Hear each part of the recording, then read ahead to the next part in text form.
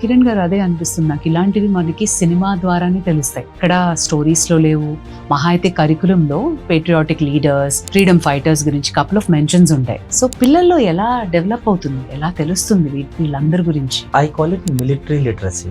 No, military literacy is not talking about the operations or actions by the military, but talking about the military. Telling the kids, పిల్లలు చిన్నప్పటి నుంచే స్కూల్లో ఉన్నప్పుడే దేశం కోసం అందరూ ఎలా కష్టపడుతున్నారో, ఒక సైంటిస్ట్, ఒక రైతు, ఒక టీచర్, ఒక army Jawan. Every time when I say army, it is army, navy, air force, even all other paramilitary forces also. వీళ్ళందరూ చేసే త్యాగాలు ఏంటి, వీళ్ళు ఎవరు, వీళ్ళు ఏం చేస్తుంటారు, వీళ్ళ ఫ్యామిలీస్లో ఏం జరుగుతుంది, వాళ్ళు అక్కడ వెళ్ళి ఏం చేస్తున్నారు, వాళ్ళ ఫ్యామిలీస్ ఎక్కడ ఉన్నాయి అనేది మనము చిన్నప్పటి నుంచే పిల్లల మెదడులో పెడితే వాళ్ళు పెద్దగా అయ్యేసరికి వాళ్ళలో బాధ్యత రాహిత్యం తగ్గి, అంకితభావం పెరిగి, ఆర్మీ పట్ల, గవర్నమెంట్ పట్ల, సంస్థ పట్ల, కాన్స్టిట్యూషన్ పట్ల వాళ్ళకి రెస్పెక్ట్ న్యాచురల్గా పెరుగుతుంది.